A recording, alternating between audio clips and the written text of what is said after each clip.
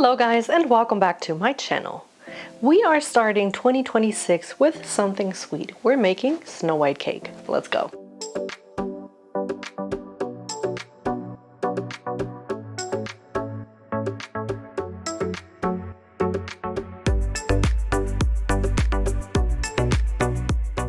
And here are the ingredients. You're gonna need flour and salt, cooking oil, sugar, baking powder, eggnog, 5 eggs, and orange zest. You're also going to need cherries, cherry juice, sugar, and instant pudding powder.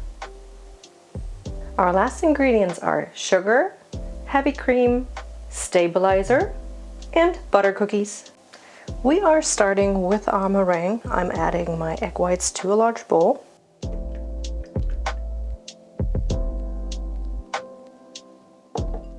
Then I'm taking my electric mixer. And then I'm going to mix it while I'm adding my sugar gradually. Snow White cake originally comes from the German Democratic Republic, which means the former East part of Germany, and resembles a classic Donauwelle, another German cake that is made with vanilla custard and cherries and covered with chocolate. I was born in the western part of Berlin, so I didn't really grow up eating this cake, but when I was in school, one of my classmates made this for a school event one time, and I fell in love with this cake. It was so good. I kind of forgot about it, and then I stumbled across a recipe recently. I am now going to mix my baking powder with the flour and salt.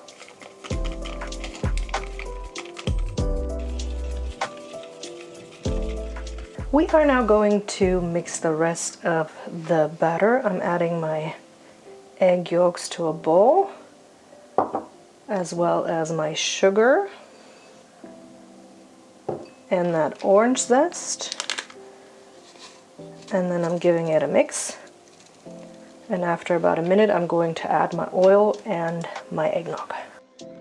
I don't know how much you guys know about the German Democratic Republic, but a fundamental problem with the cuisine of that republic and the reason for its distinctive character was always the availability of ingredients. Although food stamps had ceased to exist in 1958, this by no means meant that all types of food were available in unlimited quantities. Prime meats such as loin were rationed until the mid-1960s, and quantitative rationing can be traced back to the end of the GDR and was handled inconsistently. Every household and restaurant was forced to constantly improvise, which on one hand gave rise to distinctive dishes that still exist today, but on the other, there could never be a unified GDR cuisine. I am now going to add my flour, spoon by spoon. Western names should not be used if possible. With products such as Kettwurst, Grilletta, or Krusta, there were also their own gastronomic developments from the end of the 1970s onwards, which were based on Western models but had to avoid direct references. Alright, the batter's almost done. I am now taking my meringue and I am slowly mixing that with the rest of the batter. The Kettwurst corresponded to the hot dog, the Grilletta essentially to the hamburger, and the Krusta to the pizza. The choice of words corresponded on one hand to the ideological guidelines of the GDR leadership, but on the other hand to availability, which would not have allowed a direct adoption of the terms anyway. I am now taking one of those adjustable cake forms, and to prevent it from leaking, I am going to spread some of that batter around the edges and then bake it for about 2 minutes in my preheated oven at 180 degrees Celsius or 350 Fahrenheit. And then we're gonna add the rest. We are basically building a barrier. So if you would use a springform pan, you would have a bottom part which would be stuck to the ring by closing it, but we don't have that with an adjustable form. I did not know this trick for a long time, and I ruined a shit ton of cakes because of that.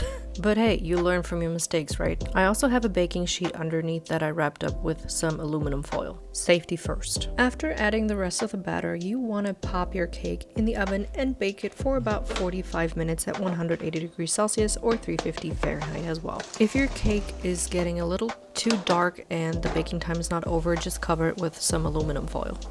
We are now taking care of our cherry topping. I'm adding half of my cherry juice to a pot.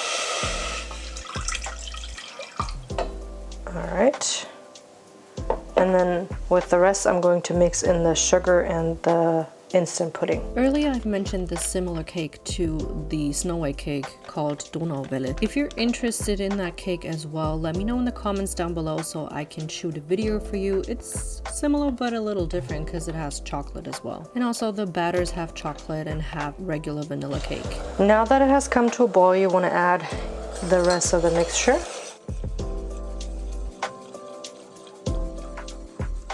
Whisk it until it thickens. When your pudding is nice and stiff, add your cherries.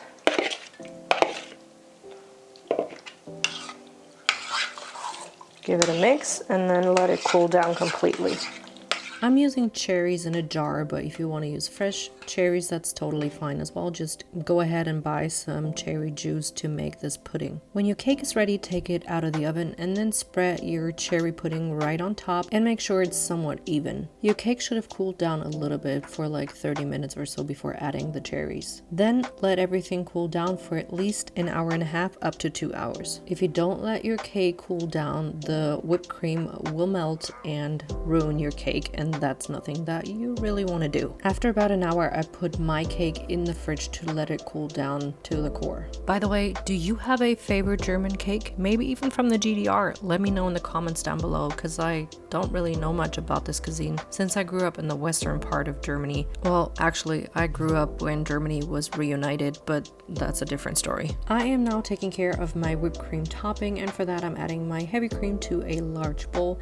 I'm also adding my sugar and my stabilizer and mix it until I have stiff peaks. Don't overmix it because otherwise you'll end up with a piece of butter, which is also fun to make but really not helpful for this recipe. When your whipped cream is ready, you want to spread it evenly on your cake and then you want to add your butter cookies. You will see how that is done in a minute. Also, if you're not a big fan of cherries, I've seen recipes online where people use raspberries instead. So just substitute the amount of cherries with the raspberries and then get some raspberry syrup and mix it with water to get the raspberry juice. I've never tried it because raspberries are my least favorite berries, so there's no way I would replace the cherries with raspberries. Alright, now you can see what I mean by placing the butter cookies on top. Each cookie will end up making one individual piece of cake when you cut it. When you're done placing the cookies on top of the cake, you want to cover it with some aluminum foil and put your cake in your fridge for at least 3 hours. This will soften the butter cookies because the cookies will absorb some of that liquid that is in the whipped cream. This step is essential, so don't skip it. You're probably thinking,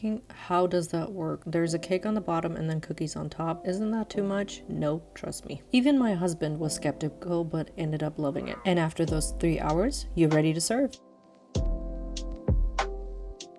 And here it is, my Snow White cake.